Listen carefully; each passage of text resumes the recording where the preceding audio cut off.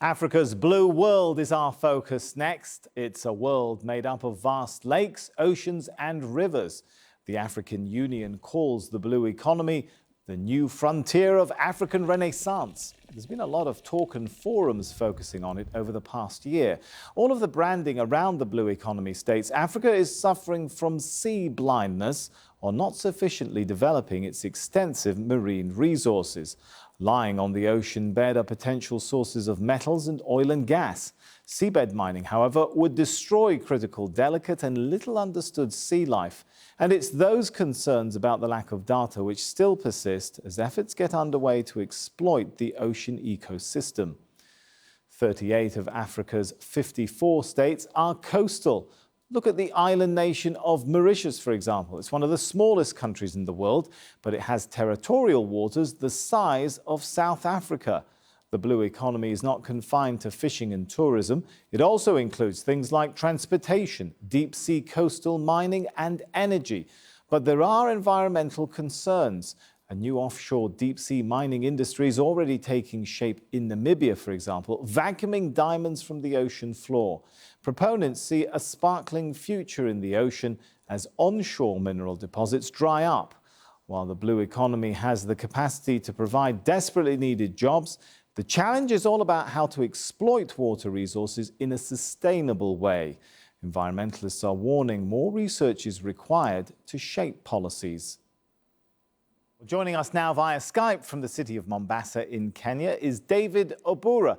David is the Director of Coastal Oceans Research and Development in the Indian Ocean. Cordio, as it's known, East Africa. Good to have you with us. David, so a lot of focus right now on the so-called blue economy. Is it more than just a rebrand of marine exploitation? Oh, yes, it is much more than that. So the blue economy is what we try and put in front of it as the word sustainable, because really the blue economy is about utilizing the ocean's resources, but sustainably without damaging them. And this is really the wave of the future.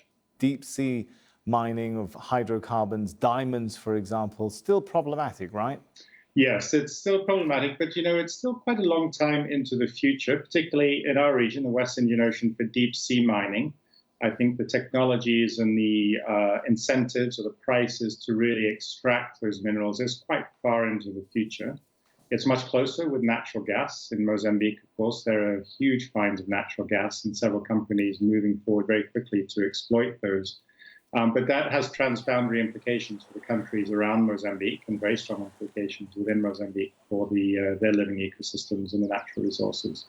So there's a lot of talk about it. We're pushing hard. I think it's going to take a step change or transformation in awareness around economic planning to really make a difference. But there's a lot of forces pushing in that direction. Put it into perspective for us, David. To what extent does Africa's marine resources have the potential to completely transform life on the continent as we know it? Well, it's a hard thing to predict. The African Union is pitching that very strongly, which I think is right. In 50-year planning out to 2063 is that development on the continent should come from the sea and can come from the sea.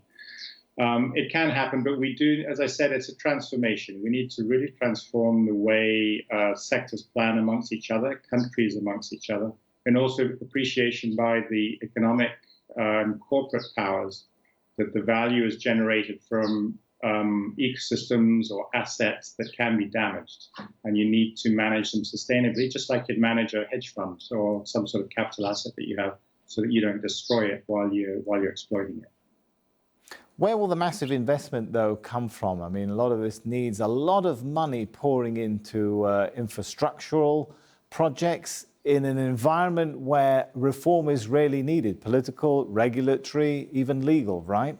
Yes, that's right. There needs to be, the legal systems and the regulatory systems are not really up to scratch in most African countries, and we're building major infrastructure assets like railways and ports, power plants and things like that, without really appropriate strategic assessments of the environmental and other assets that are affected by those infrastructure projects.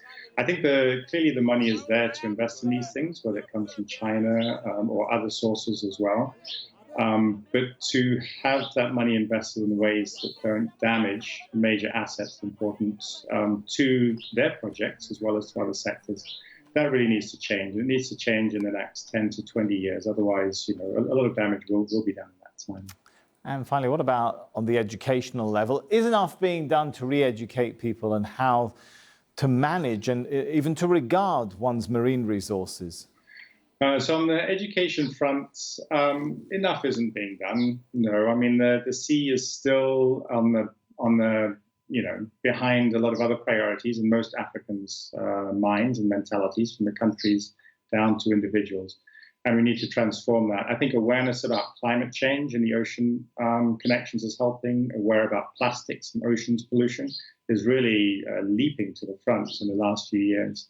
So we're trying to ride this wave to get that awareness and then get the education systems also building that into the curriculum and really understanding how much we do depend on the sea.